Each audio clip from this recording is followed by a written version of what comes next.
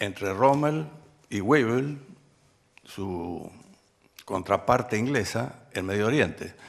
Rommel era un comando de teatro integrado, conjunto combinado, y Wavell tenía que pedir permiso a través de Chipre a Londres para mover un ala. Cuando le daban la autorización, Rommel ya había ocupado el objetivo.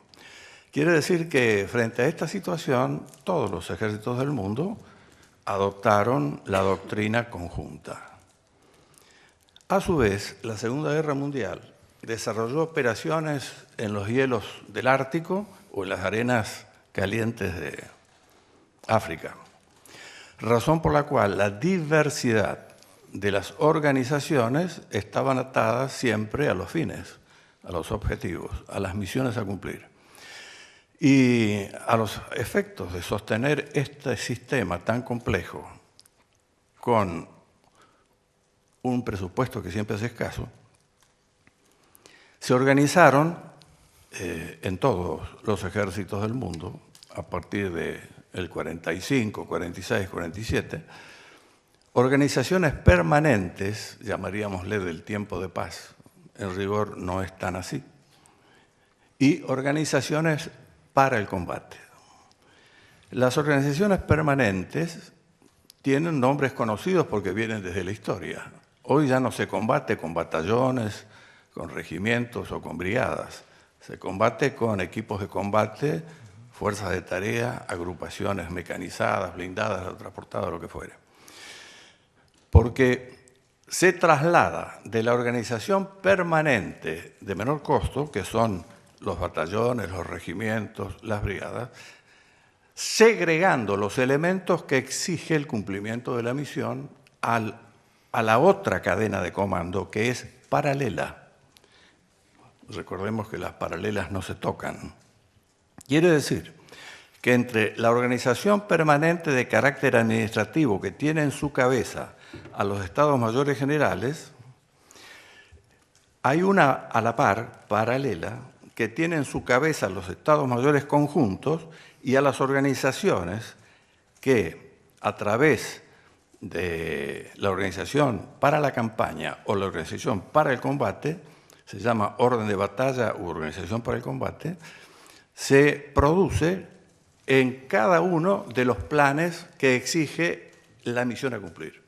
Hay un traslado, una segregación de medios y una agregación de medios en la otra cadena de comando, no de mando, de comando, porque son establecidas jurídicamente las dos. No sé si se satisface o quiere abundar. No, por ahí en otra pregunta terminamos abundando. ¿Estas dos cadenas de comando en tiempos de guerra coexisten? Coexisten porque el personal que está combatiendo tiene que descansar. Entonces recibe relevos.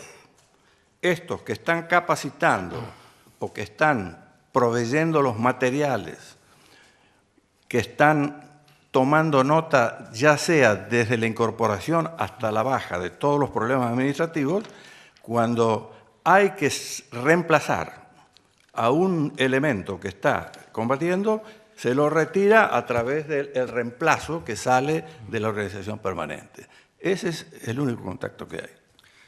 Usted habla de cadenas de comando. ¿Cómo se llamarían? Pregunto, ¿cadena de comando operativa? ¿Cadena Exacto. de comando? ¿Y la otra? La cadena de comandos estratégico-operacional o de combate y cadena de comandos administrativas, permanentes. ¿Cuál es la competencia de cada cadena de comando? ¿Qué hace cada cadena de comando? Vamos a empezar por la cabeza. Los Estados Mayores Generales son administrativos. Tienen que ver con el adiestramiento, la incorporación, la baja, el mantenimiento de la salud, el equipamiento, la innovación, creo que haberlo dicho ya el adiestramiento, lo cual significa etapa de formación, etapa de perfeccionamiento, etapa de adiestramiento específico. La otra, en cambio, está dependiendo del Estado Mayor Conjunto, que es el nivel estratégico militar, totalmente adherido al nivel político, que es donde se abre y se cierra la guerra. La guerra no es un hecho militar, es un hecho sociopolítico que cuando se resuelve debe ingresar por la vía operacional, es decir, por la vía estratégica. Y ese es el ordenamiento de diversos niveles que va a hacer los requerimientos a la otra cadena de comando, a través de su cabeza, de los Estados Mayores Generales de cada una de las fuerzas, porque son sistemas específicos que luego ingresan al sistema estratégico en forma conjunta, bajo mando único y probablemente en estos tiempos combinada, porque hay elementos de otros estados que ingresan a formar parte de esa organización. Para bajarlo un poquito más, recuerda que en su mayoría somos legos, la cadena de comando operacional, en esto de operacional es la que realiza misiones, operaciones, ¿esto sería lo operacional? Bien. El nivel operacional es el nivel más alto, es el nivel del teatro. Si bien hoy la guerra ya no opera en teatros de operaciones militares. Eso funcionaba esquemáticamente muy bien hasta fines de la Segunda Guerra Mundial. Ya en la Guerra Fría empezó una transformación y hoy las guerras de cuarta y quinta generación o de la tercera especie, como dice Calevi-Holsti para Iberoamérica, son de una naturaleza totalmente diversa. Es decir, las guerras hoy se desarrollan sobre las sociedades y no en teatros de operaciones militares. En la Segunda Guerra Mundial se enfrentaban los caballeros de la guerra, Rommel frente a Wavell o a Montgomery. Hoy las tropas del Estado se encuentran frente a milicianos que son civiles armados en bandas. Normalmente ahí hay una mezcla bastante confusa de intereses que hacen de que a ese enemigo se llame el enemigo sin rostro, porque muchas veces se ignora lo que está detrás de la apariencia de esa agresión. Yo creo que si usted quiere entenderlo de modo práctico, se vaya al cine a ver la película Capitán Phillips. Ahí tiene esas guerras que se desarrollan hoy. Un gomón con 4 terroristas que movilizan a un portaaviones con 2.500 personas, 3 fragatas, elementos aéreos pesados y de combate y a un equipo de combate importante de comandos. 4 hombres con un medio de comunicación. Y detrás, empresas privadas de seguridad y de aseguradoras y bancos. Ese es el cuadro a donde apunta hoy. Entonces, la transformación de lo que yo vengo diciendo es altamente significativa. La dinámica de estos cambios están íntimamente relacionados con el pasaje de la etapa de la civilización industrial a la actual, que es postindustrial, o la del conocimiento, la tecnotrónica, la de las comunicaciones. Cada autor le da un nombre diferente. Si me permite interrumpirlo, creo que con el cúmulo de conocimiento que nos ha aportado la pregunta está respuesta. Gracias. En la misma línea, me corro un poquito más, ¿cómo es que bajan las órdenes en el mando operativo y cómo bajan las órdenes en el mando administrativo? Bueno. ¿Son verbales, son escritas, son de ambas clases? Depende. Las órdenes en los altos niveles son siempre escritas y en los bajos niveles son siempre verbales. Ahora bien, son de diverso carácter. En el orden administrativo tenemos diversos tipos de documentos que son reservados o confidenciales. En el orden estratégico, militar y operacional y táctico, siempre son secretos. Ahí me permite interrumpirlo. ¿Siempre son secretos? Siempre son secretos, porque el secreto más firmemente guardado de un Estado es el plan de guerra. En relación a las órdenes operativas, tengo entendido, por lo general, o siempre tienen algo llamado distribuidor. ¿Qué es un distribuidor en una orden? Bueno, es un elemento central para el mantenimiento del secreto. Al pie de cada plan, directiva u orden, que son diversos tipos de documentos, y a la izquierda hay un número y un nombre o un cargo, que son las personas que exclusivamente deben tomar conocimiento de ese documento.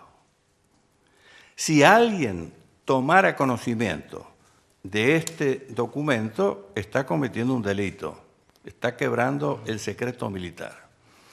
Y por eso es que estas órdenes directivas u otra variante de documentos de este carácter están siempre numeradas detrás de la parte escrita, de modo tal que si alguien fotocopia, además se pueda individualizar de qué origen es esa copia que ha salido, de la exclusividad de conocimientos de los responsables.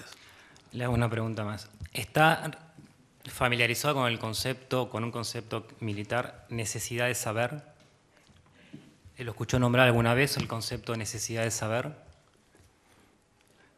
La necesidad de saber es la que corresponde a lo que indica cada plan, directiva u orden, porque siempre en ellas dicen cuál es el nivel que puede tomar conocimiento de ese documento. ¿Y de qué se trata este concepto de necesidad de saber?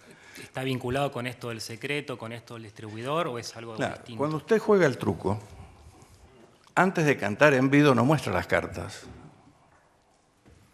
Entonces, ahí está la necesidad de retener oculto cuántos tantos tiene.